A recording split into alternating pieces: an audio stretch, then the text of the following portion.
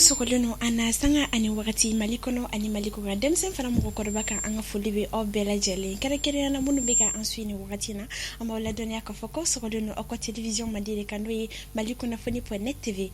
obe emission keneka ambal machena musu o beka nga dontinza dongodo ame fenklo walma Ojiani. Voilà.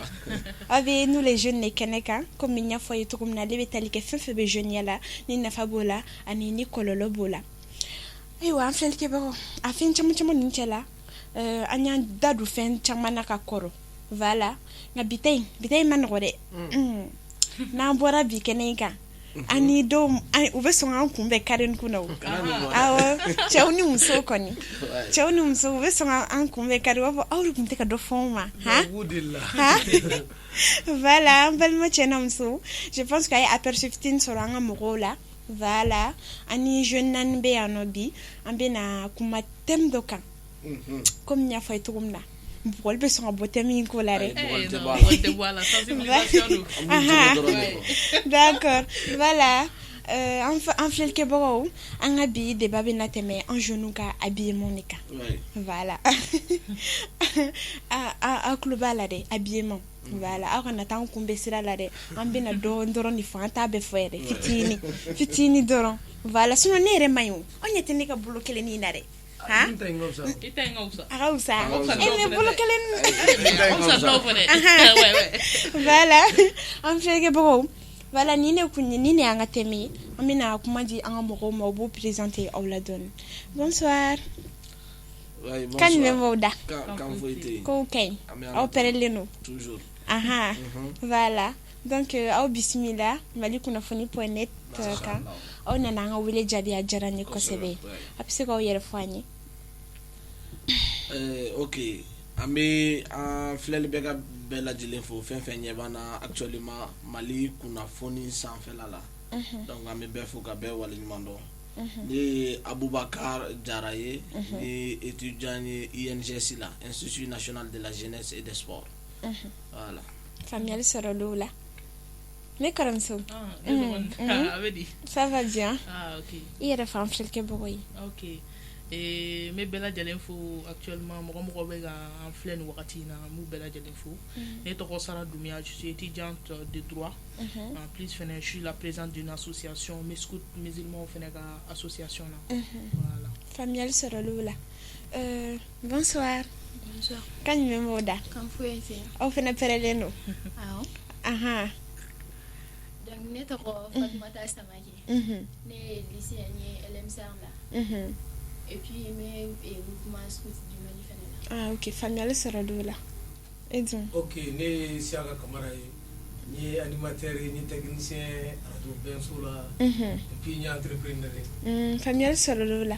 oh ambe ai bori ka sai nani ka sola ou bien bete famille kele voilà obe bienvenue voilà obe nana wele jabo jarani comme nya fait comme na bugol be songa bobitala donc na mbore akaya foma ne da wele kana ou bien voilà ay wan flel ke boroni adam ne tolay comme nya fait comme na anga débat bena bouli en genou ka bi habillé monica parce que oh yele beba kala ma harni dama do akola c'est catastrophique vraiment alni yere ma fin foye oh be chama don akola voilà mais bon dobe nya chela kawla va dobe nere taka jugin betay wa mani ka bulo kele niya ita ngausa ausa puisque bazano akole lente et puis no ita ngausa ata usani tanti tanti to ambe tanti to ya nefne tanti ni tanti usani Fatma tata Frenta la famille sorolola voilà ça n'a pas de débat reconnaissable voilà madame ne koromsui et rebolo 600 ça n'a pas de débat reconnaissable bi hakinata di en genou ka bi mankan bon ne peut se move for habillement kola en genou ere ka habillement kola oui fini sani ya madame ne famille na follow parce que ni a meko jeune du konana du de be demseni lamo richi denmisɛnnin ka lamɔ kɔnɔna la jɔn bɛ fini san ye papa ni mama tɛ yan jɔn bɛ fini san ye à un certain âge a bɛna se a yɛrɛ de b'a diyaɲɛ fini san bon wagati la den de bɛ fini donta choisi mais an b'a ye généralement dans notre société actuellement Mali yɛrɛ kɔnɔna la an masaw ni den sera âge dɔw ma i b'a fɔ 15 ans 14 ans ninnu kana se 17 ans ka yɛlɛ i b'a sɔrɔ somɔgɔw mago t'an ka finiko la tuguni u b'a bɛɛ to u b'a bɛɛ laisser an yɛrɛ de bolo donc généralement donc an ɲɛ bɛ société la cogo min na fini min fana y'u jɔ b'o de don bon ne yɛrɛ ka observation yɛrɛ la famille nɔ b'a la quoi parce que c'est la base, la famille c'est la base. C'est vrai. Oui, tiens. Nera kilina ori. Famille sera là. Iga kuma nyana vraiment. On fait que bon ere bura kane korom so kap malame. Je pense que aklima de ben kuma famille en fait. Ama faut quoi à ma famille critiquer ni rien. Aye a hakilina tarifo en fait. Voilà. Ne korage. Et donc. Et dogan ne. Aha. Ne dɔgɔnin ayi kɔni bɛ hali ni bɛ ne bɛɛ b'a dɔn ko ne dɔgɔnin ne awɔ o y'an bɛɛ kɔrɔmuso mais e fana ka kɔrɔ ne ye e ko ten ya problème t'a la ne dɔgɔnin n b'i lamɛn e yɛrɛ hakilina ye mun ye an jeunes ka habillement kan ok i ka o ɲininkali actuellement an bɛ wagati min na sisan a question kan ka poser hakilitigi bɛɛ kun n'a fɔra ko habillement fini don ta fini yɛrɛ fɔlɔ a ne mun sutura de don c'est vrai fini ye sutura ye mais i bɛ taa sɔrɔ an bɛ wagati min kɔnɔ sisan a bɛ ɲini ka bɔ sutura cadre kɔnɔna la toujours an balimamuso ye mun fɔ kelen de don a bɛ segin ka taa so kɔnɔna de la toujours puisque denmisɛnnin ka éducation base saba de don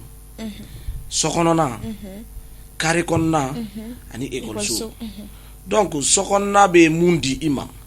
i n'o de bɛ bɔ carré kɔnɔ école b'o tɔ dafa mais maintenant laisser aller de bɛ yen sisan faw t'u k'u ka rôle jouer bilen baw fana ci ka ca u kan ka denw lamɔ ni lamɔ cogoya min ye ka wuli bon i b'a ye bɛɛ bɛ to i yɛrɛ ma c'est à dire a bɛ kɛ sagakulu ye gɛnbaga t'a la bilen contrôle fɔlɔ anw m'o ye wa cɛkɔrɔbaw tun b'o actes kɛ quoi tɛmɛ i ka taa nin fini in bɔ e t'a dɔn nin tɛ don école la i tun bɛ corriger i tɛ don classe kɔnɔ ni nin fini ye carré kɔnɔna la fana an fa fila n'an ba fila minnu bɛ yen i tɛmɛtɔ ni habillement dɔ ye c'est à dire mara yɛrɛ tɛ an permettre i ka nin don sigida la u b'i gɛn taa i ka taa nin tɛ fini don ta ye voilà mais sisan o de ye fierté bon i b'a ye k'a fɔ contrôle tɛ yen bilen quoi bɛɛ tolen don i yɛrɛ ma bon o dun ni an ma segin an kɔ finalement an bɛ kɛ n t'a si dɔn ye anw dun de kan ka kɛ sini cadre ye an de kan ka kɛ sini ministre ye an kan ka kɛ sini député ye an bɛ kɛ sini alimamiw ye an bɛ kɛ sini nin an bɛ kɛ sini nin mais sini tɛ labɛn sini de a bɛ labɛn bi de bon donc fo an ka segin ka taa source la halisa n bɛ se ka mun fɔ kuma daminɛ kuma la o ye nin ye faamuyali sɔrɔli ka kuma la voilà an filɛlikɛ bɔ aw bɔra ka ne kɔrɔkɛ ka kuma lamɛn voilà fɔlɔ la a ko no i kun ye fini don a kɛra mara saba in kɔnɔna la a kɛra so kari kɔnɔna ekɔliso i yɛrɛ bɛ maloya ka dɔn fɛt mais hali n'i y'a dɔn ni i bɔra so kɔnɔ fɔlɔ dɔ b'i gɛn i fa n'i ba est-ce que i ka kɛnɛ tɛmɛ i ka taa nin bɔ i la n'i bɔra kari kɔnɔ fɛnɛ mɔgɔ dɔ b'i la segin fɛnɛ wa n'i sera ekɔliso la fɛnɛ ne yɛrɛ hakili b'a an ka maître dɔ tun bɛ yen ko Sogoba ni caman da ne kan dɛ mun ne kun ye ko la ni donna a kun bɛ depuis ne bɛ se da la non franchement parler il avait raison parce que bi yɛrɛ de ne fɛnɛ ta faamuya voilà je pense que ne ni ɲɔgɔnna caman y'a faamuya voilà faamuyali sɔrɔ i ka kuma la an bɛna an ka lycéenne fɛ yen nɔ e dun i n'a fɔ kɔrɔw y'a fɔ cogo min na a tɛna tɛmɛ olu ta kan an mana ko in an mana a source ɲini togo o togo an mana diɲɛ ka fɛn na suguya bɛɛ kɛ a bɛ taa laban sokɔnɔna de la parce que i y'a mɛn fɔ i b'i habillé ka bɔ ka taga yɔrɔ la i b'i habillé i fari i b'a de ɲɛna i bɛ bɔ k'olu de sigilen to yen donc ils sont les premiers responsables a karisa ye nin don a ma ɲa i bɛ se ka taa nin bɔ i fa ni ba m'o fɔ fo k'i to yen laisser aller la comme ça a bɛ kɛ ko dɔ ye. N'an ye solution de sɔrɔ o la sisan an bɛ sagi ta kɛ k'an ka pantalon na an n'an ka minini ka fili ka jigin a kɔnɔ n'an sera an terimuso fɛ an bɛ taa jagoya terimuso fɛ ka taa labɛn yen très bien k'an ka talon jujan don ka bɔ ka ko kɛ ka ko ta olu parents fɛnɛ terimuso fana ba fɛnɛ kan ka réagir n ko b'a sɔrɔ o fa n'o ba bɔra an b'a jateminɛ de terimuso min fa n'a ba bɛ tile baarakɛyɔrɔ la an bɛ t'o de fɛ yen an y'o de jateminɛ voilà ne bolo o de don faamuyali sɔrɔ la y a pas de souci et donc bon i n'a fɔ tɔw y'a fɔ cogo min kelen de hali ne ko n bɛ kuma an bɛ segin o kuma kɔrɔ nin de kan o ye tiɲɛ n'u bɔra ka min fɔ sisan o kelen dɔrɔn de lamɔ tiɲɛni bɔra masaw de la parce que masaw tɛ ka denw ladon tuguni denw fana tɛ ka masaw lamɛn bon ni fila de kɛra gɛlɛya ye parce que bibi in na an bɛɛ y'an denw kɛ Bamakɔ ma dɛ bɛɛ ta ka di ye diɲɛ laban tile in na i mana jateminɛ bɛɛ den ka di ye e yɛrɛ bolo e den ka pari fini minnu bɛ n'an bɛ ka o kɔniya bi e yɛrɛ bolo e den ka pariw la o de bɛ e den ka sari ye quoi. ni maliyara bi yɛrɛ don ni mɔgɔ in de kɔnɔ bon i b'a sɔrɔ mɔgɔ bɛ fini suturalen don o de bɛ sabati. C'est vrai n'i yɛrɛ ɲɛma yɛlɛ yɛrɛ. a caman kɛra n yɛrɛ ɲɛna vraiment. i ma ye alors que a dɔw bɛ yen fini sɛbɛnw donni ka d'u ye k'a don denmisɛnnin fitinin b'i yɛrɛ ka musokɔrɔba ye tan cogo di. Voilà, ou quoi kuma in nin en fait. C'est la société même qui transforme les enfants. C'est ça. Un yɛrɛ de bɛ to ka ɲɔgɔn critiquer et tout, c'est comme ça. E yɛrɛ bɛna ye ko kuma ye tiɲɛ ye i b'i yɛrɛ kɛ musokɔrɔba ye. Tu vas changer de mode. ɲɛ bɛ Michou la Michou n'a ka ko la ni. I bɛ obligé i bɛ tɔgɔ ladege quoi. C'est vrai. n kɔni bɛ ne bolo dɔrɔn k'a fɔ masaw senba b'a la anw denw fana bilama an man ɲi. An kɔni tiɲɛ na dɛ dɔ bɛ ɲa la dɔ bɛ ɲa cɛlakaw la a b'an bɛɛ la faamuyali sɔrɔli ka kuma la voilà an filɛlikɛbagaw bɔra ka an ka mɔgɔw ka avis lamɛn an jeunes ka habillement kan donc an bɛ don débat kɔnɔ sisan nɔ voilà Saran ayi bon an ka taga ne kɔrɔkɛ la fɔlɔ après an bɛ segin ka na voilà ne kɔrɔkɛ sisan i bɔra k'i hakilinata di bon alisa akilina ko kelen de do voilà e yɛrɛ bolo mun ni nana ni an jeunes ka ni comportement ninnu en fait. Ok, toujours an bɛ habillement cadre kɔnɔna la c'est à dire ko mun nana ni changement de comportement ye puisque ko min tɛ deli ka kɛ n'a kɛra i kan ka i yɛrɛ ɲininka mun nana n'a ye voilà bon kun caman bɛ a nali la peut-être an bi jeunes an ka ɲɛyɛlɛnnenya o y'a kun dɔ ye puisque bamananw ka zana dɔ don tellement fɛn surunya kojugu i la a bɛ tunu i la n'i tɛgɛ kɛ tan i b'i tɛgɛ terrain ɲɛ mais n'i y'a kɛ tan i tɛ foyi ye voilà tellement an ɲɛ yɛlɛnna k'a ɲɛ yɛlɛ fo ka tila k'a ɲɛ tugu tuguni voilà bon réseaux sociaux olu cayara télé chaîne olu cayara américain film lajɛli olu cayara tubabu ya ladegeli olu cayara je prends un exemple n'i ye hali rapperia ta k'a lajɛ c'est à dire kurusi yɔrɔ yɔrɔ i b'a ye kiloti dɔ bɛ don ka pantalon don ka ceinture b'a la fana ye donc mais bobara bɔlen don kɛnɛmala la toujours mɔgɔ dɔw ka style de don mɔgɔ dɔw ka mode de don i y'a faamu peut-être o y'olu jamanaw ka culture ye o y'olu jamanaw ka cogoyaw ye mais tellement an b'olu ye réseaux sociaux sanfɛ an b'a ye téléw la an b'a ye fan bɛɛ fɛ bon finalement an y'an yɛrɛ transformer k'an don o cadre kɔnɔna la. I ka kuma latigɛ tɛ i bɛ ka kuma o kulusi yɔrɔ in kan an ye recherche k'a kan en fait an ka recherche bɛnna mun kan kulusi yɔrɔ in bɔra kasobonba dɔ de kɔnɔna la en fait sisan nɔ dɔw de tun bɛ yen cɛ dɔw en fait olu tun b'u ka kulusi yɔrɔ n'u tun bɛ fɛ mɔgɔ dɔ ka n'u ɲini cɛw dɛ u yɛrɛ damaw homo voilà nana ten donc ni i ye mun ka kulusi yɔrɔ signe de don en fait ni kun ye mun ka kulusi yɔrɔ c'est que il est libre donc mɔgɔ dɔ tun bɛ tɛmɛ n'o ye Voilà, en recherche ou ben tu vois awera voilà. donc Donc club faites très attention. Donc, Abora kulshiro mbora yira. club est à kalanso donc tu vas on te ni do An yɛrɛ recherche ka. voilà donc la culture nous ga choga oui mais ye mu fo bon imagine toi mais bi o de be sangala on fait yan O de be sangala. ni yo OK ça veut dire que enya ele nenu mais ni nga base ni ou ben ni nga zerabuni ça dire nte choix là quoi Ma choix. Ni nte tuguli voilà bon yoro la nte ga ni ndo ngata no ni yere ado me malo ya franchement o yoro we no ne ni shaka ka tugu nyongo nanga base ta o bani na ka bora misiri de la ya Na ga fora ke. voilà bon donc abo chocolat yoro donc doni yere autorisation au style keli alors ka soro yoro were ou de ka chugoya ni fe no surtout e baraka mun fo sisa o yere ni be o korodon ça ne te permet pas i ga dameni voilà o ti permettre ko ke mais ya no de be silla ya no ka body do ni kolando ni Ayanta fa. ay mais tiene do ya ibe musuman do yere c'est-à-dire ou be fini do kabako do quoi Koni sera milieu do yɛrɛ kɔnɔna la en fait. Et ni y'a an yɛrɛ sigilen bɛ yan. N'an sera milieu do kɔrɔ an bɛ tigɛ an yɛrɛ la. Ya bon a bɛ ten cogo la i bɛ accident ba ninnu ni fɛn ba minnu y'an ka sirabaw sanfɛla la caman ba y'o de e tanti e bi habillé ka seri la tu vois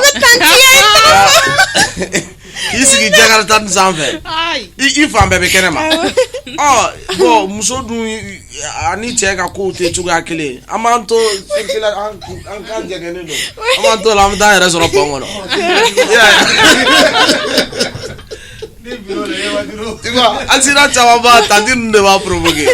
I kana an tɔgɔ fɔ sa kana an tanti tɔgɔ ninnu fɔ. C'est vrai i ka kuma ye tiɲɛ ne yɛrɛ dɔnbaga dɔ bɛ yen nɔ o ko k'ale misiri de b'u ka kari kɔnɔ k'a y'u ka so misiri seli dabila parce que i bɛ seli la dɔrɔn i ɲɛ bɛ musomaninw ni mini tɛmɛtɔ la Jakarta la i ka seli k'ale bɛ seli bɛɛ bɛ dabila seli a ye nin fɔ ne ɲɛna tan ne wallahi a y'a fɔ ɲɛna tan ne k'a y'u ka kari kɔnɔ a y'u ka yɔrɔ misiri seli dabila pewu puisque i b'a dɔn problème min lajɛli bɛ yen filɛli bɛ yen nɔ quoi tel que ça n bɛ se k'a kɛ tan tɔ n y'a ye de mais m'a filɛ mais tellement fɛn dɔw bɛ yen nɔ n'i ye olu ça n'i y'a lajɛ mais f'i ka tila k'a filɛ tuguni de quoi bon i b'i to filɛli la dɔrɔn kasara bɛ na b'i kan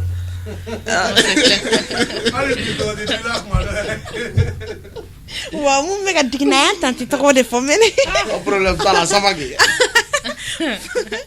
faamuyali sɔrɔ de ka kuma la non commentaire tɛ nin na vraiment y a rien à dire bon an tɛ kuma janya comme temps t'en permettre voilà an ye an kumara causes kan bon an donna conséquences kɔnɔ an ye caman fɔ o la fɛnɛ mais o t'an bali ka don a kɔnɔna la yɛrɛ en fait sinon caman ye conséquences caman fɔ accident ni fɛn ninnu voilà mais bon tanti e ma kuma dɛ i tɛ dɔn fɔ an ye conséquences ko kan ese e bɛ ka siran kana siran sa kana siran Sara mun ne bɔ tanti la Sara mun ne bɔ tanti la an ka to a ka dɔɔni fɔ sa an ka to a ka dɔɔni fɔ awɔ tanti an ka taa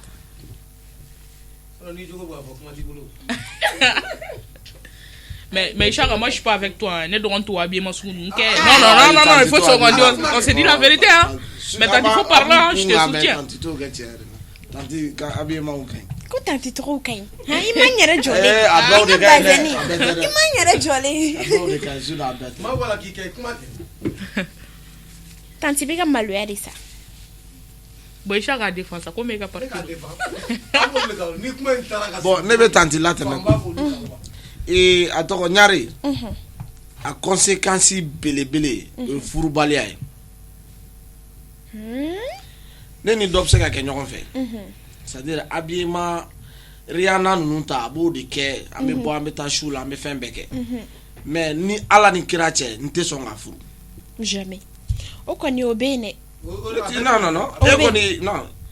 yo an b'an ka sortie ninnu kɔni kɛ mais k'e furu i b'a ye mɔgɔ k'u mɛnna ɲɔgɔn fɛ c'est-à-dire amour ni fɛnw na rarement k'a fɔ k'olu bɛ marier ɲɔgɔn ma c'est très rare a ka dɔgɔ bon i b'a ye k'a fɔ o bɛɛ ye conséquences ye exemple tɛ daga min dayɛlɛlen don ani min datugulen don jumɛn curiosité b'i minɛ min datugulen o de curiosité hali n'o y'a sɔrɔ fɛn t'o kɔnɔ tu vois bon fo muso ko yɔrɔ de contrôler ala kosɛbɛ ko dɔ da ka di cɛw la ka tɛmɛ muso fana na puisque muso avenir la olu kungo ka gɛlɛn dɔɔni ya bon cɛ dun i mana rater cogo i mana récupérer ɲɛfɛ i bɛ kɛ mɔgɔ ye quoi bon muso dun ni tɛgɛ shiri ma cogo na sugu dɔw la ka wuli o cogo la i ka kunangoya b'a da rattraper voilà ni e bɛna nin cɛ i pa nin kunna ni t'a ka biographie dɔn caman bɛ kɛ ten tɔ surtout carré a bɛ se ka dɔ b'i to kɔfɛ dɔrɔn a b'a fɔ bon ni mago bɛ muso la n bɛ fɛ dɔ ka nin ɲini ka diyan a jogo n'a fɛnw ɲini ka information concrète bɛɛ di yan bon n'a sɔrɔ la e mɛ sigida la o y'i ka ko bannen dɛ hali n'a sɔrɔ i ka hɛrɛ sɔrɔ da dɔ da a tiɲɛna maliyɛn tɛ nkalon tigɛ dɛ n'a ye mun fɔ sinon ka nkalon tigɛ tiɲɛ no o kelen ni ye tiɲɛ u bɛ taa t'i de fana aye simplement à cause de toi tu peux ruiner la réputation de ta famille oui tiɲɛ et kama mɔgɔw bɛ siran ka taga muso ta aw fɛ yen i fa tɔgɔ bɛ tiɲɛ aw yɛrɛ fɛ yen danbe bɔlen don a la u b'a fɔ aw ka du dangalen don aw bɛ taa oui tiɲɛ or que i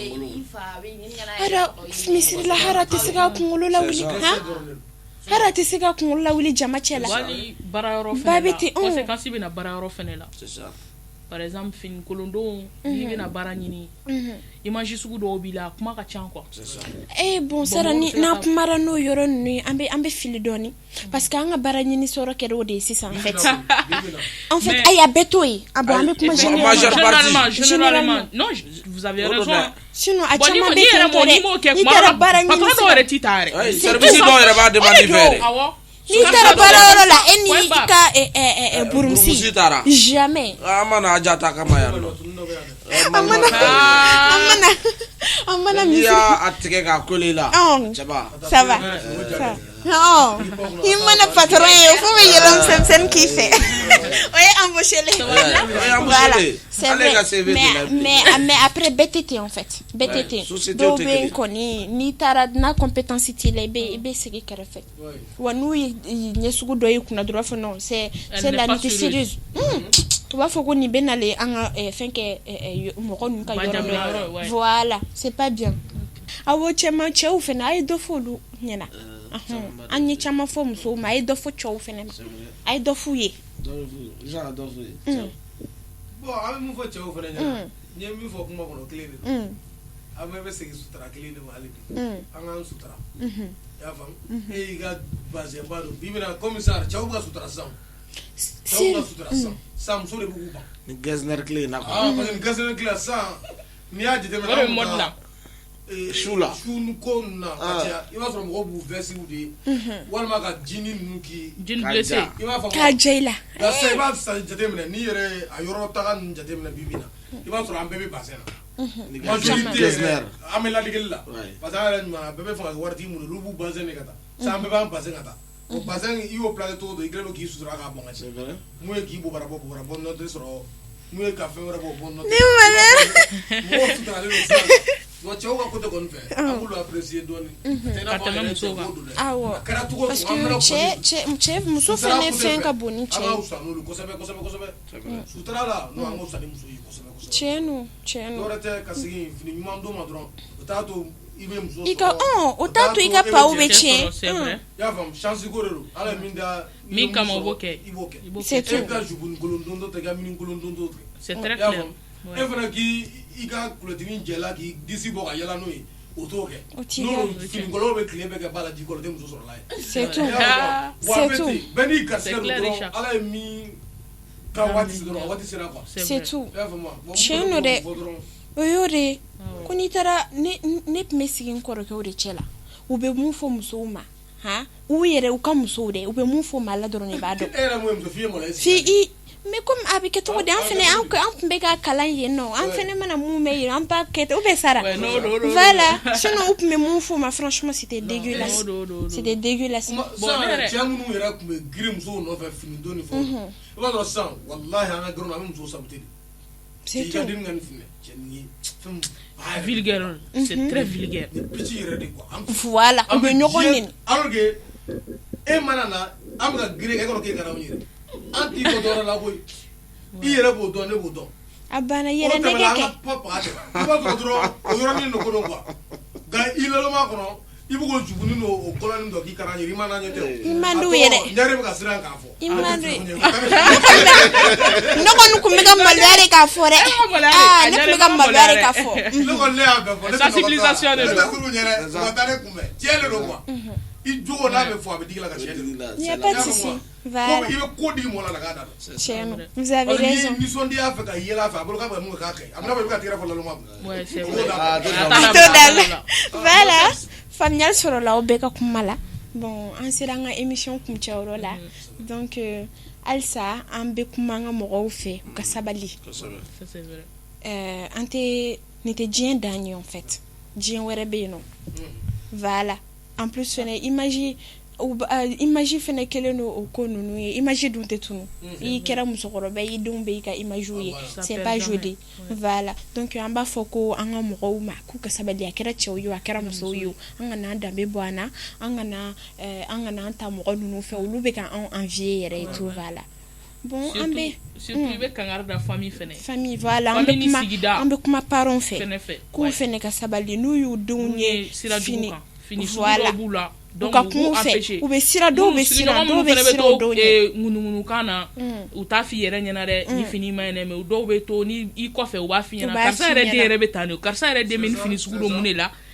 yanni i k'o kɛ a fɔ a wele dɔrɔn karisa ni dabila n'i y'o kɛ bi bi in na i bɛ datugu de an fɛ yen an fɛ yen sisan nɔ n'i y'a kɛ mɔgɔw b'i datugu walima u b'i tɔgɔ tiɲɛ Parce que wali vi tɛ ɲɛ sira la u bɛ taa fɔ terimuso o ɲɛna éducation de échappé la awɔ est-ce que nin bɛ ne dɔn n'a ma n tɔgɔ bila ka bɔ a da Awɔ, u kɔnɔ b'a fɔ ten tɔ. ale de bɛ ne ka fini san ka di ne ma awɔ han c'est comme ça voilà bon o de man ka lamɛn o de man ka lamɛn Voilà. baara man ka kɛ n'o ye ni baarakɛyɔrɔ ye dɔrɔn o la dɔrɔn a b'i éducation bɛ mangoya a échappé b'i mangoya sigida la a bɛɛ bɛ tiɲɛ ye voilà wa an b'o ka ɲina yɔrɔ dɔ fana kɔ eta jɔyɔrɔ ye jumɛn ye nin ko in fana la puisque an bɛ jamana dɔ de kɔnɔna la tiɲɛ no so bɛ yen sigida bɛ yen mais fo eta fana ka jeunes orienté i b'a ye u ko ninnu dɔgɔyara sisan i bɛ t'a sɔrɔ fɔlɔ les animateurs socio éducatifs tun bɛ yen nɔ i bɛ t'a sɔrɔ temps libre ni week-end ni fɛnw jeunes tun bɛ occupé ni programme éducatif dɔw ye i y'a ye u n'olu bɛ lamɔ ka wuli mais sisan an ka se weekend ye mais boîte est-ce que weekend est-ce que eta yɛrɛ hakili b'a na Eta hakili voilà fo eta fana ka Ouais, hakili to interrogation. jeunes na nin yɔrɔ la quoi Ouais. puisque eta yɛrɛ ɲina tel que eta tun bɛ activité dɔ kɛ vacances citoyennes jeunes ka retrouvailles dɔ don bɛɛ bɛ ɲɔgɔn sɔrɔ a kɔnɔ colonie de vacances ninnu i y'a ye bɛɛ bɛ ɲɔgɔn sɔrɔ a kɔnɔna la jeunes bɛ ɲɔgɔn éduquer jogo ɲumanw ni fɛnw sira ni kɔnɔna jogo la bɛ min na voilà bɛɛ bɛ ɲɔgɔn sɔrɔ a kɔnɔna culture bɛɛ b'a kɔnɔna la i y'a ye ni min jogo ye jogo ɲuman bɛ min na o b'o don o la effectivement mais sisan ni an tɛ nin si ye la bilen i b'a ye eta ka participation ka dɔgɔ a la kosɛbɛ foyer des jeunes bɛ yen nɔ maison des jeunes bɛ yen carrefour des jeunes bɛ yen mais olu jɔkun ye mun de ye voilà olu yɛrɛ ka rôle ye jumɛn ye pour que c'est-à-dire jeunes bɛ se ka orienter cogo min na instruction ɲuman bɛ se ka di jeunes ma cogo min na u k'u yɛrɛ orienter n'a ye pour que u fana bɛ se ka kɛ sini futur cadre ɲuman ɲumanw ye cogo min na walima an ka ministre bɛna kɛ sini bodi donna ministre de ya ou bien kulusi yɔrɔ la ministre j'ai peur voilà bon o kɔrɔ ko sini tɛ Mali yɛrɛ ye Mali jeunesse bɛ ka taa cogo min na o kɔrɔ ko hakilima bɛɛ kan k'i sigi k'i miiri sini ayi je pense que n'an ka nin émission ni voilà ni fili a solution belebeleba ye sensibilisation de ye an bɛ nin mun na nin dɔrɔn t'a bɔ c'est à dire fo espace wɛrɛw ka ɲini c'est à dire jeunes n'i y'a ɲɛ an b'o ka a filiw kan forfait tɛ mun kun don f'an ka wuli de ka taa jeunes kama u bɛ sɔrɔ yɔrɔ mun na gɛrɛnw na écolisow kɔnɔna la carré kɔnɔnaw la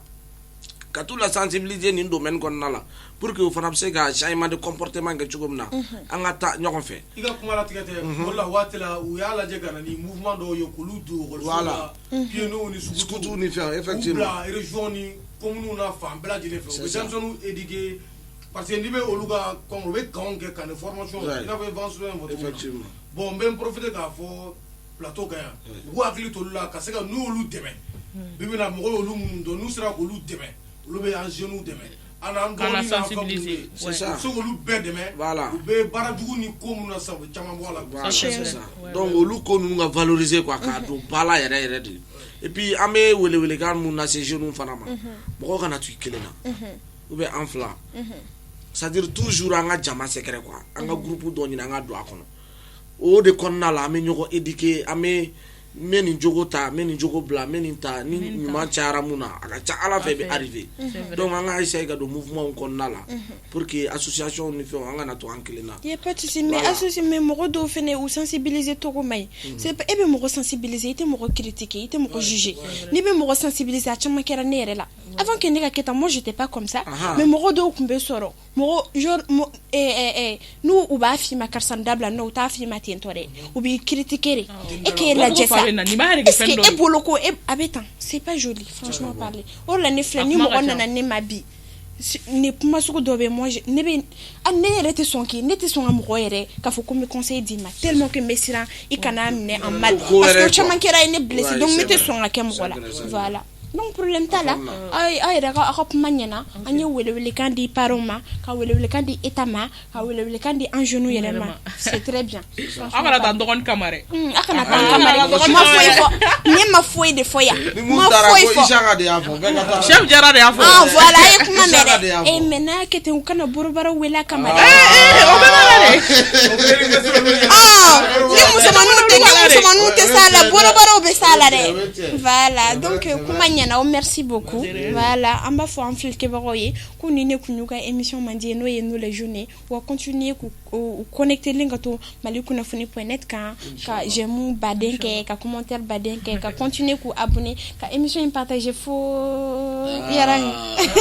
voilà Fanyel sɔrɔ la donc an b'a fɔ ko aw kan bɛn a ɲɔgɔnna wɛrɛ